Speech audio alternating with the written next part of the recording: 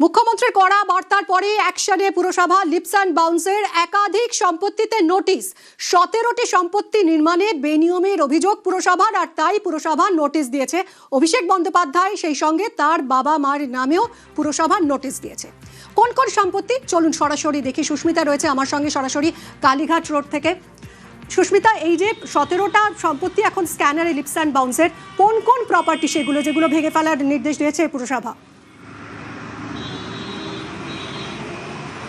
দেখো, এই মুহূর্তে দাঁড়িয়ে রয়েছি কালীঘাট মন্দিরের একেবারেই সামনে, যেখানে একদিকে হরিশ মুখার্জি স্ট্রিট এবং অন্যদিকে চলে যাচ্ছে কালীঘাট রোড। এই মুহূর্তে দেখাবো ছবিটা 121 নম্বর কালীঘাট রোডের ছবি। যে 121 নম্বর কালীঘাট রোডের যে নির্মাণের উপর কলকাতা পুরসভা ইতিমধ্যেই নোটিশ দিয়েছে। কলকাতা মিউনিসিপ্যাল কর্পোরেশন অর্থাৎ কলকাতা পুরসভার তরফ থেকে কালীঘাট রোডের 121 নম্বর এই বিল্ডিং, 121 নম্বর কালীঘাট রোডের এই বিল্ডিংকে ঘিরে একটি নোটিশ জারি করা হয়েছে। যে নোটিশে বলা হয়েছে যে সংশ্লিষ্ট ভবনে অনুমোদিত নকশার বাইরে এখানে নির্মাণ হয়েছে। অর্থাৎ এই যে 121 নম্বর কালীঘাট রোডের যে বিল্ডিং দেখতে পাচ্ছ, যেটি মূলত অভিষেক বন্দ্যোপাধ্যায়ের অফিস এবং বাসভবন হিসেবেই পরিচিত ছিল এতদিন, অন্তত এলাকার লোক তেমনটা বলছে। এবং এলাকার লোক যদিও বেশ কয়েকজন তারা এড়িয়ে যাওয়ার চেষ্টা করছেন, এবং এই বিল্ডিংয়ে সেটি বেআইনি নির্মাণ হয়েছে। এবং কলকাতা পুরসভার তরফ থেকে জারি করা নোটিশে স্পষ্ট করে বলা হয়েছে যে শুধুমাত্র বেআইনি নির্মাণ এমনটা নয়, এই যে চত্বরে 121 নম্বর কালীঘাট রোড, এই চত্বরে যে নির্মাণ করা হয়েছে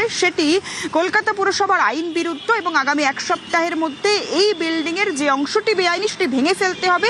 যদি কর্তৃপক্ষ অর্থাৎ লিপস অ্যান্ড বাউন্স প্রাইভেট লিমিটেডের নামে এসেছে নোটিশ, এবং যদি তারা এই বিল্ডিংয়ের যে বেআইনি অংশ সেটি না ভেঙে ফেলে, তাহলে আরও এক সপ্তাহ সময় নিয়ে কলকাতা পুরসভার স্বয়ং কার্যকর হবে এই বিল্ডিংয়ের বেআইনি অংশ ভেঙে ফেলতে।